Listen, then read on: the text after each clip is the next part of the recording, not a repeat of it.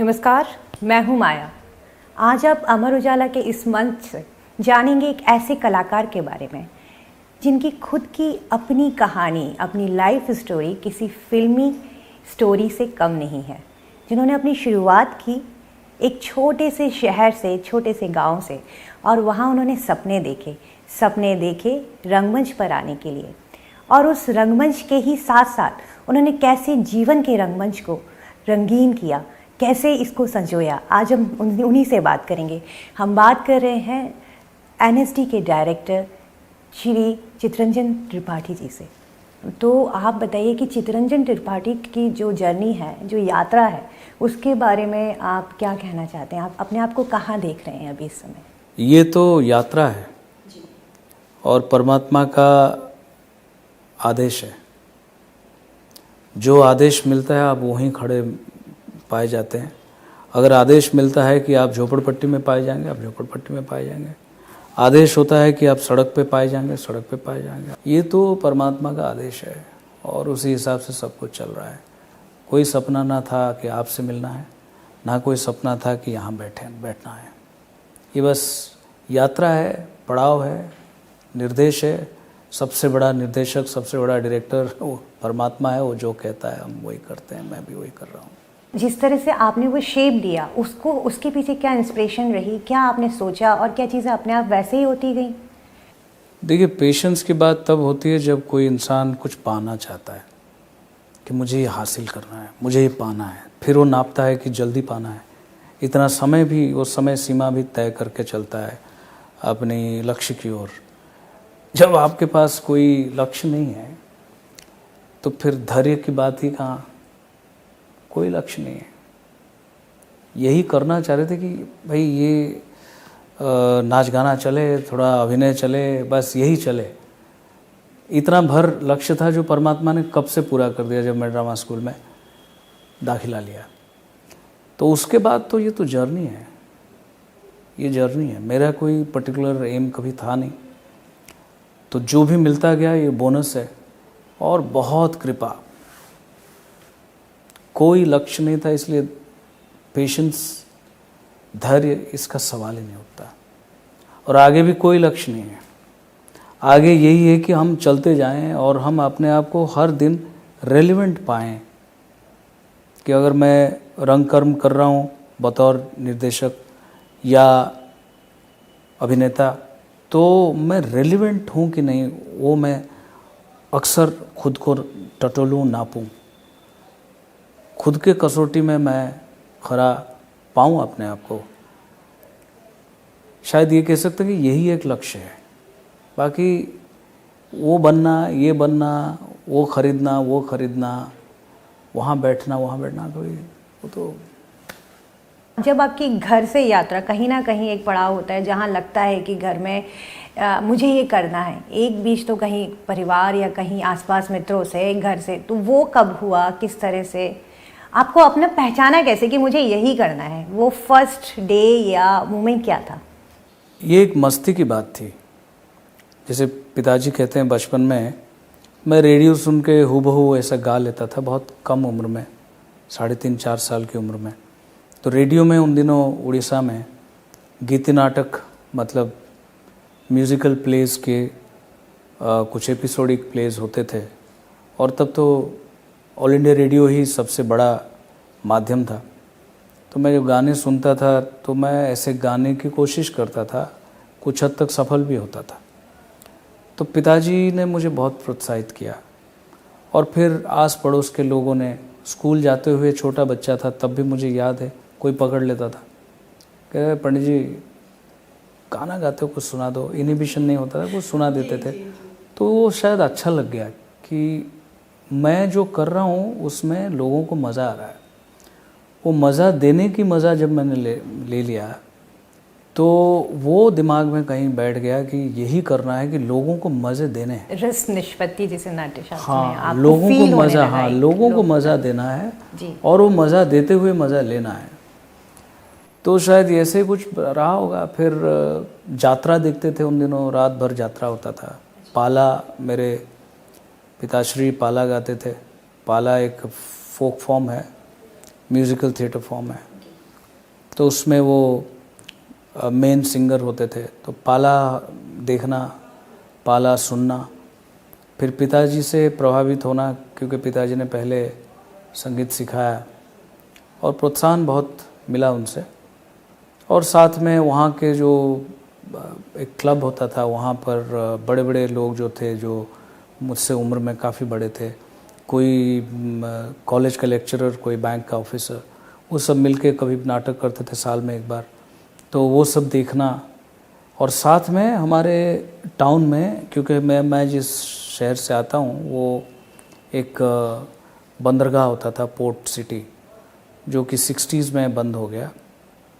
तो वहाँ पर फॉर्चुनेटली मिक्स्ड क्राउड था, पॉपुलेशन मिक्स था, मतलब गुजराती थे, मारवाड़ी थे और उड़िया लोग थे, तेलुगु लोग थे।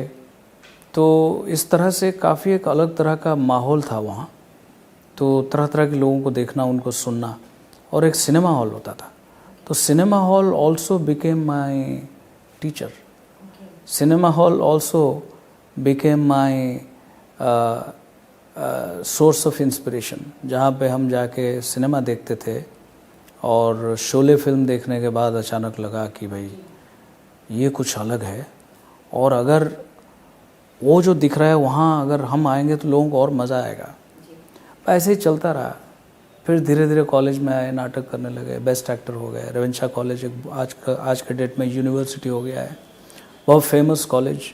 तो वहाँ पे मैं ड्रामेटिक सेक्रेटरी रहा, बेस्ट एक्टर रहा। तो कटक उन दिनों फिल्म इंडस्ट्री भी उड़ीसा की कटक में केंद्रित था। तो लगता था कि भाई ये जो हम कर रहे हैं मज़ा आ रहा है और इसी में आगे यही करेंगे। और कभी ये नहीं सोचा कि जिएंगे कैसे, कभी कभी ये नहीं सोचा कि पैसा मिलेगा कि नहीं, कभी ये नहीं सोचा कि खा पाएंगे, पहन पाएंगे, छत होगा कि नहीं। बस यही सोचा कि यही करना है, मज़े लेना है। तो मज़े लेने के लिए ये करने, वो आपने सोचा।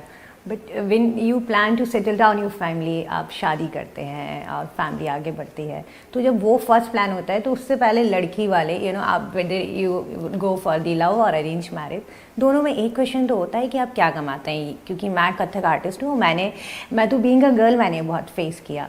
तो CTC सबसे पहले वो आपसे पूछेंगे, तो वो आपकी लाइफ में कैसे आपने उसको फेस किया? नहीं, मैं एक्चुअली बहुत किस्मत वाला रहा कि एक तो मेरे पिताश्री वो बड़े मतलब वो स्मार्ट नहीं थे। तो इसलिए मैंने जो करना चाहा उन्होंने करने दिया। उन्होंने कभी ये नहीं सोचा कि ये बनना है, ऑफिसर बनना है, फला करना है, पैसा कमाना है। और उसके बाद कुछ और ऐसे भोले लोग मुझे मिले, जो मेरी पत्नी है अभी, एक भोली लड़की जो एक बहुत अच्छे बैकग्राउंड से आती है दिल्ली में, जिनके माता पिता दोनों डॉक्टर्स हैं। और GK2 के, जब GK2 कॉलोनी बस रहा था तो वो पहले डॉक्टर्स रहे हैं वहाँ के।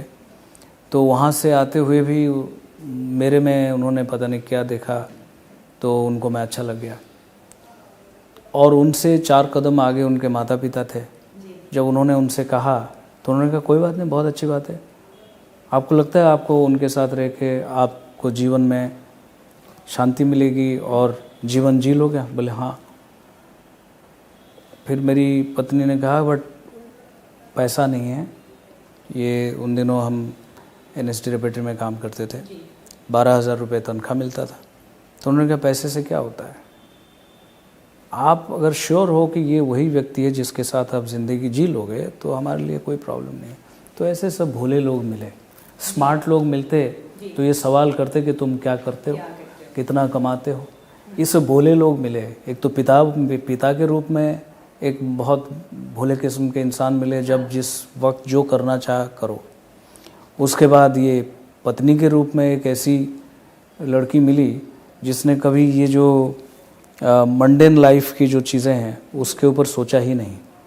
और उनसे जैसे मैंने कहा 4 कदम बढ़ के उनके माता पिता मिले, जिन्होंने कहा कि भाई will you be happy with him for ever? Yes, go ahead. न पैसा नहीं है, दैट डजंट मैटर। तो ऐसे लोग मिल गए।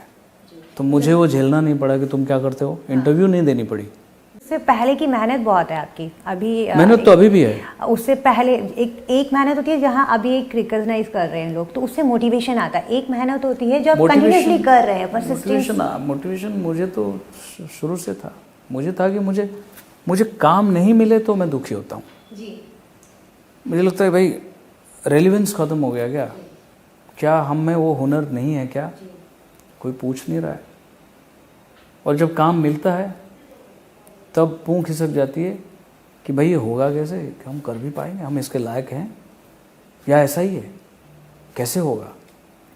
सो हर एक काम एकदम नया जैसा लगता है और उसी के साथ साथ ज़िंदगी चलती रहती है।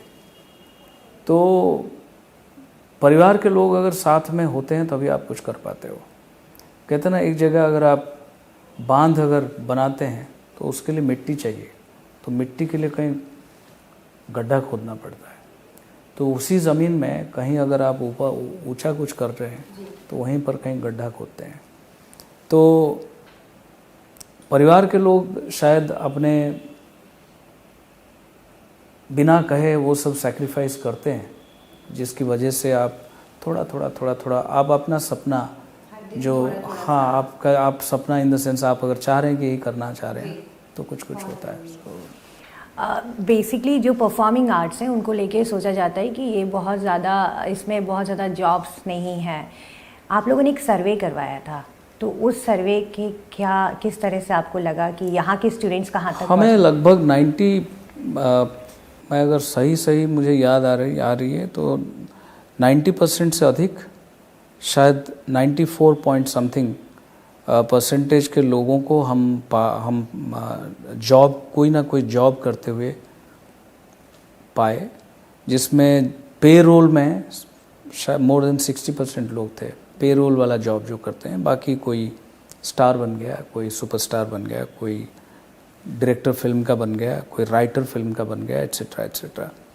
तो उस तरह से देखा जाए तो राष्ट्रीय नाट्य विद्यालय में 1100 लोगों में से अगर 95% if 95% of our graduates are working, तो ये तो बहुत क्या कहते हैं, जो अनुपात है, जो परसेंटेज है, ये तो गर्व करने लायक है।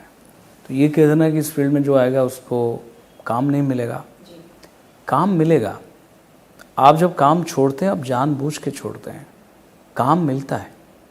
आप कहते हैं मैं नहीं करूँगा, मैं ये नहीं करूँ। आपका अपना एक परसेप्शन खुद की व्यक्तित्व को लेकर, खुद की, जिनके पास बहुत सारे सपने हैं और वो सबके पास राइट है अपने बारे में तय करना, तो उस तरह से आप बहुत सारे काम छोड़ते हैं। और हो सकता है कि कई सालों का काम आपको छोड़ना शुरू कर दे, वो एक अलग प्रोसेस या प्रक्रिया शुरू हो जाता है। बट ये कहना कि इस फील्ड में जो आएगा उसके बाद काम नहीं होगा, भाई लोगों को एंटरटेनमेंट कौन देगा? हम ही लोग तो देंगे, बड़े पैमाने पे, छोटे पैमाने पे। मान लीजिए एक बड़ी फिल्म है, उसमें आपके जो कुछ सुपरस्टार्स जो कमर्शियली वायबल सुपरस्टार्स हैं वो हैं, लेकिन वो अकेले तो फिल्म में नहीं है, उस फिल्म में और सारे किरदार हैं, उसमें सब कहाँ, वो सब भी तो अच्छा करेंगे तभी तो फिल्म अच्छी बनेगी। तो उसमें सबका सहयोग रहता है। सो एंटरटेनमेंट के लिए आपको कलाकारों की ज़रूरत है और ट्रेंड कलाकारों की ज़रूरत है। तो ट्रेंड कलाकार जब आते हैं तो वो अपना छाप छोड़ जाते हैं। खाली छाप अपने लिए नहीं छोड़ते हैं, उस सिनेमा, वो जो पर्टिकुलर फिल्म को एक अलग लेवल तक ले जाते हैं। जैसे जाने भी दो यारो एक फिल्म है, कल्ट फिल्म माना जाता है। जाने भी दो यारों में उस समय जिन्होंने काम किया, उस समय इन लोगों में से कोई भी स्टार नहीं था, लेकिन क्योंकि इसी स्कूल के मैक्सिमम लोगों ने उसमें काम किया था, नसीर जी, पंकज जी, तो वो फिल्म कल्ट फिल्म बन के रह गया। क्योंकि वो छाप खाली अपना नहीं छोड़ रहे थे, वो सिनेमा को भी कंट्रीब्यूट, वो पर्टिकुलर फिल्म को भी कंट्रीब्यूट कर रहे थे। सो जॉब की कमी नहीं है, लेकिन समाज उसको कभी जॉब मानता है तभी जब आप कोई स्टार हो जाते हैं। समाज आपको तब कलाकार मानता है जब आप स्टार हो जाते हैं। समाज आपको तब, जैसे मैं अभी निदेशक बना हूँ तो मेरे पास इंटरव्यू के लिए मौका, लोगों ने मेरे को मौका देना शुरू कर दिया है। लेकिन मैं अगर विदेश में होता, यूएस में होता, और या मैं लंदन में होता, वेस्ट एंड में मेरा प्ले 25 साल से चल रहा होता, तो मुझे किसी संस्थान का निदेशक बनने की ज़रूरत नहीं थी एक इंटरव्यू देने के लिए। इंटरव्यू देने के लिए, चाहे न्यूज़पेपर में हो या टेलीविज़न में हो या कहीं किसी मंच पर हो, तो वो ढूंढ लेते हैं, क्योंकि उस समाज में अभी उनके मन में उतना रिस्पेक्ट है जो लोग कामयाब हैं, लेकिन किसी संस्थान से ऐसे डायरेक्टली किसी पद पर नहीं है। हमारे यहाँ ऐसा अभी शायद समय और लगेगा। यहाँ कलाकारों का और कला का बहुत मतलब सम्मान था, तभी यहाँ नाट्यशास्त्र लिखा गया। बाद में राजनीतिक स्थिति बदलती रही, तो जिसमें लोगों को एक समय पर आके लगा, क्योंकि शासक चाह रहा था कि आप अंग्रेज़ी सीखें और टाइप करें, टाइपिस्ट बने, उनका ऑफिस चले और वो आपको लूट पाएँ, आपके ऊपर राज कर पाएँ। तो हम एक भाषा के प्रति वो हो गए, बिल्कुल उस भाषा के फ्लो में चले गए। हम अपनी भाषा को भूल गए, अपने कल्चर को भूल गए, और क्योंकि उनको आपके कल्चर के प्रति कोई कदर नहीं था, इसलिए इसको एक्स्ट्रा करिकुलर एक्टिविटी के नाम से जाना गया। The typing work is much more significant than artistic activities, ऐसा हुआ होगा। तो एक्स्ट्रा फिर वही चला। तो इकोसिस्टम जो है वो यही कहता है कि हम सब एक्स्ट्रास हैं, तो ये सब चल रहा है। तो ये जब समाज, फिर आप ही लोग जब चाहेंगे, so called civil society, ecosystem, यही लोग चाहेंगे तो फिर सब बदलेगा। आप लोगों को अपनी अवधारणाएं, अपनी नज़रिया बदलना पड़ेगा कला के प्रति, कलाकारों के प्रति। जितना physics, chemistry, biology, history, English, जितना हमारे एकेडमिक करिकुलम में या स्कूल में जितनी इम्पोर्टेंस उसकी है, उतनी इम्पोर्टेंस थिएटर की, संगीत, नृत्य, ललित कला, पेंटिंग की भी होनी चाहिए। वो जब आ जाएगा सिस्टम में, बात बदल जाएगी। मेरे 2 प्रश्न और रहेंगे। जैसे कि सभी परफॉर्मिंग आर्ट्स में कुछ चेंजेस हुए टाइम के साथ, चाहे वो नृत्य हो, संगीत हो। आप रंगमंच में क्या चेंजेस देखते हैं, कुछ बदलाव हुए, और उसको नाट्यशास्त्र के साथ अगर देखें तो आपको लगता है कि आज का जो रंगमंच है वो नाट्यशास्त्र को कितना फॉलो कर पा रहा है? आप नाट्यशास्त्र को उसका नाम लें या ना लें, उसके साथ जुड़ने की स्वीकृति दें या ना दें, अभी तक कोई भी नाटक ऐसा हो नहीं सकता जो आंगिक, वाचिक, आहार्य, सात्विक के परे जाके कर पाएगा। ये 4 एलिमेंट को छोड़ के 5वां आज तक है ही नहीं। चाहे वो 70s का प्लेस था या 18th सेंचुरी का प्ले था या आज 21st सेंचुरी का प्ले है। तो नाट्यशास्त्र तो है, रहेगा। मैंने जैसे कहा, नाट्यशास्त्र में आंगिक, वाचिक, आहार्य, सात्विक के अलावा कुछ और हो ही नहीं सकता। सिमिलरली आप कमर्शियल करें, फिल्मी करें, इल्मी करें, कैसा भी नाटक करें, उसके बिना हो नहीं पाएगा। वो all those elements are, they have been present and they'll always remain the same. आपके एक्सप्रेशन, आपकी एटीट्यूड बदल सकता है, बट जो कोर प्रोसेस है रिमेन्स द सेम। आप नाम लें ना लें, अगर आप अज्ञान है नाम नहीं लेंगे, या आप अति ईगोइस्ट हैं, ये सोचते हैं कि ये नाम लेने से मैं पीछे हो जाऊंगा, मैं 4 वेस्टर्नर्स का नाम ले लूँगा, दैट्स ऑल्सो फाइन, बट ये है और रहेगा। NSD की पॉलिसीज़ में जैसे हम भारत रंग महोत्सव करते हैं, ये सबसे बड़ा इंटरनेशनल थिएटर फेस्टिवल है, उसमें भारत भर से नाटक आते हैं, अच्छे अच्छे नाटक आते हैं। तो उसमें लोग रोमांचित होते हैं कि भाई एक इंटरनेशनल प्लेटफॉर्म है, नेशनल प्लेटफॉर्म से भी परे है, ये इंटरनेशनल प्लेटफॉर्म है। तो वहाँ पर लोग आते हैं, उनको एक्सपोजर मिलता है, उनको देश दुनिया के और नाटक देखने का मौका मिलता है, तरह तरह के कलाकारों से इंटरेक्ट करने का मौका मिलता है। तो उससे वो जो प्रशिक्षण है और आगे चला जाता है, उसका जो कैलिबर है वो भी आगे चला जाता है। तो वो एक NSD करता है।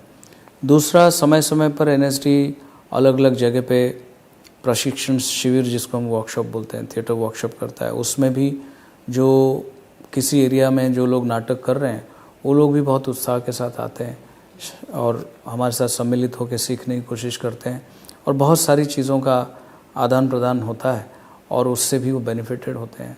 उस तरह से NSD लोगों से जुड़ने की कोशिश करता है, और theatre as an art form उसको डेमोक्रेटाइज करने की कोशिश करता है। क्योंकि रेगुलर कोर्स में तो हमारे पास एक ज़माने में 20 सीट्स होते थे, अभी हम 30 सीट करते हैं, क्योंकि ये बहुत नीश आर्ट है और ये बहुत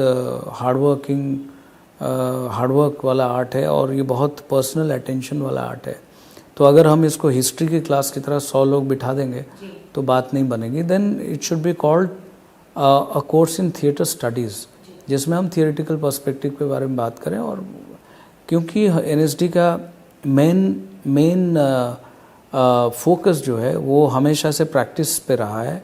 प्रैक्टिस मीन्स जो व्यक्ति कुछ कर रहा है उसको उसका गुरु या उसका उस्ताद या उसका टीचर इंस्ट्रक्टर अच्छे से उसको देखे, उस पर समय दे, उसकी गलतियों को या कमियों को सुधारने की कोशिश करे, उसको बताते हुए कि तुम ऐसे कर रहे हो. तो पर्सनल अटेंशन बहुत चाहिए. तो इसलिए 20-30 लोगों को लेके 3 साल चलाना भी बहुत चुनौती भरा एक वो रहता है. लेकिन इतनी बड़ी पॉपुलेशन में जब छांट के देश भर से 20-30 लोग आते हैं, बाकी लोगों को भी सीखने का मन होता है. मौका एनएसडी क्रिएट करता है एक्सटेंशन प्रोग्राम के तहत. अभी हम शॉर्ट टर्म कोर्स कर रहे हैं 3 महीने वाला. ये आपके न्यू इनिशिएटिव जी, 3 महीने का कोर्स अभी फर्स्ट बैच हमारा. ये पहली बार हो रहा है ये आपके जी. इनिशिएटिव में? और एक एडवांस्ड कोर्स भी करेंगे इसके बाद. पहली बार हम सीनियर सिटीजन्स के लिए थिएटर कोर्स लेके आ रहे हैं.